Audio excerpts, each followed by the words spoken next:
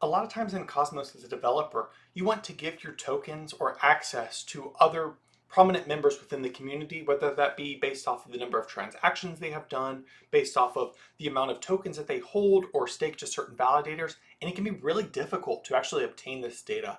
So here we have a bunch of scripts and tools that make this a lot easier for different avenues that you may have. So for one instance, we're going to discuss exports here, and that's going to also go back into some of the node discussions that we had in the past. But let's just start at the basics in a CW20 where it's not very easy to just go query that data. Here within this script, we actually have how to convert from a CW20 and to get the data that you need. So in this case, let's take a CW20 and we want to airdrop it, or at least get the values of the CW20 so we can perform some action on it within our own internal script. So in this case, we're going to take the CW20 and we want to convert a native token in this instance. So we're going to airdrop the CW20 holders another token.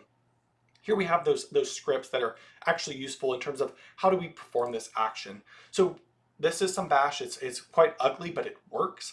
And what we do here is, because a smart contract is not very easy to grab all of the data in one go, you have about 300,000 worth of query gas. While it doesn't cost you money, you only get that limit. It's up to the node to provide this.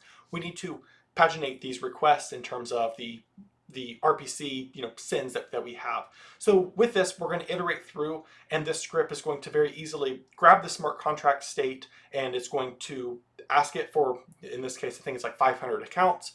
Within that limit, query that, save it to a file name, and then we're going to merge that all together later via a Python script. So this is a way to grab all balances from a CW20. For example, in the past we used Raccoon. You could grab all of those token holders, and then you could fill in this data within the environment variable to change it between different accounts. So maybe you create a new chain called Cosmos A. And so with Cosmos A, you can use that BEC32 discussions that we had and convert over to that new token. Then you can set in your Genesis that token that has been created. So this is the way to migrate. You have to grab that data. You then have to convert addresses. You have to save those there. So it's a lot of work, and this helps save a lot of that time.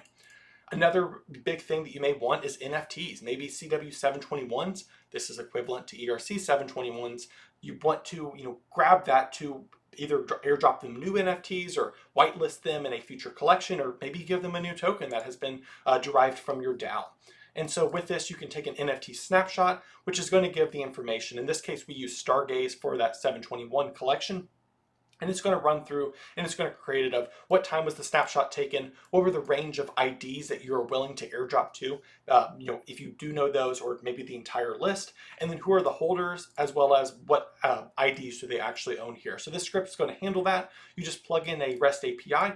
This can be, again, found from cosmos.directory. You input the contract address for who the NFTs are. In this case, it's Adora.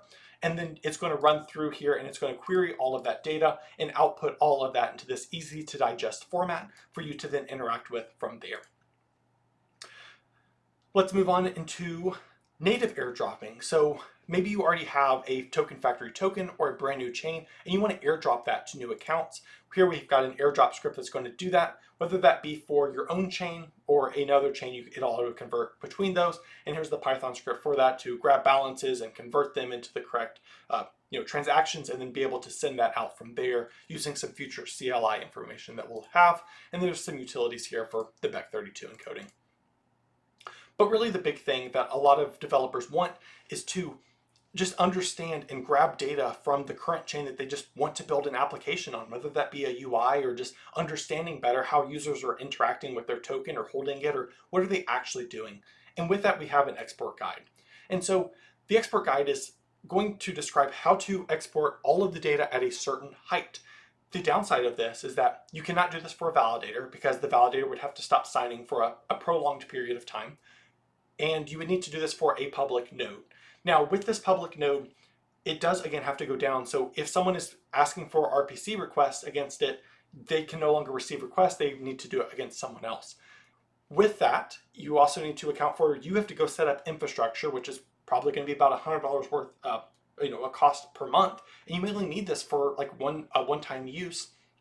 And then with that, it takes the time to learn how to set it up and all of that. So yes, this guide will walk you through how to sync a node and how to do those things and how to actually perform an export to grab this data. But there is an easier way, and we have built that. We hope more chains do implement it, and that's called exports. And so we have this exports where every single day at a certain height, it's going to stop the node, it's going to export it, typically like 3 to 4 o'clock in the morning. And during this time, we back up all of our requests to our full node over somewhere else. And so this is possible to do via like, your reverse proxy. And so with this, even though it is a full node, which if you remember is only 30 to 90 days worth of data, we can actually hold a lot more data because of exports. So this is currently like roughly the latest height that we have here, which is about 11 million. But we can actually scroll down and we can archive old height data that includes balances, public accounts, governance proposals, governance votes, and also who's delegating to who, and that can all be found here. So this is all the way back in December of 2022, and so all of this is now available where maybe you wanted to airdrop to people in December, and you can use an export API like this, which is completely open source, and run through and download these things and perform data on it. So as we can see here, what different types of data can we get? Bank, we can get supply, we can get who is staking to who, we can get validators, and all authentication accounts. So let's actually go look at validators here. So you could download all this into a raw file format, and then you can traverse through the JSON, but instead it could be easier to just go check this. So instead of, let's look at supply. So we can type in height, let's do latest height. And then what this is going to do is this is going to pull in that request for the latest height here. And so we can go see, like, here's what Juno Chain had at this height exactly from the state. And so we can go through all these tokens. Let's go see how many Juno is in circulation. Boom, we can see that there. And so if we wanted an older height, let's say it was like 7 million. We can go see the supply at the 7 million height. And we can see it was significantly less. And so that makes it super simple to iterate through. But what is this really at the end of the day? It's just a download of the current state. So we'll download the latest here. While we wait for that, this also has some extra built-in features of maybe you want to get all delegations of a certain validator. So let's go get all validators at the latest height. So we can go see that, and now we can go see, okay, here's this person, which I believe is SG1. So let's go back and go check out all of the delegations to SG1. So we can come back here and let's do latest height. And now we have a JSON array of every single delegator to this validator. So through the JSON that's been saved, we just iterate through that with some TypeScript, and we can now see that they have 33,000, almost 34,000 delegators, and we can see how much each one has delegated to them. This could be useful for maybe notification systems where you build out a website, it queries against this, check if the delegator is in there. If they are within the past couple thousand blocks, hey, show them a request for, SG1 wanted to mention something. So a lot of tools can be built out on this, both on the Web 2 side, as well as maybe SG1 wants to deliver an NFT to all of these holders. They can very easily do that. Or if a soft slashing happened through their validator node due to downtime, they could then repay all of these validator shares based off the amount that was slashed. So it's very useful for airdrops and different analytics and things like that. And then further, you can check at a height at a certain type for a certain address and grab that data. And let's just go look at here what that actually looks like. So these are just JSON blobs. This is through a standard, it would be appd export and then all that value that is done again in this airdrop tools. It will outline how to do this, what to do, stipulations and things like that.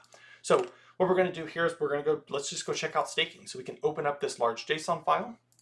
And here we go, we have all these delegations, and now you can write your scripts around this. So now this is every single validator in the entire set, every single delegator, and you can just go run through and see this. And if your chain does not have an open exports API or someone else has not implemented that yet, then you'll have to actually run that yourself, provide that as a service, and then either shut that down or continue to run it for that network, depending on your use case with that. So it's extremely useful to get the data, and a lot of people do have trouble with trying to grab that old data. It's not possible unless you run an archive node, which typically those people do not want to take down due to the rarity of it. And so it's important to archive this data as you do need it, and you have this forever in a hard-coded state.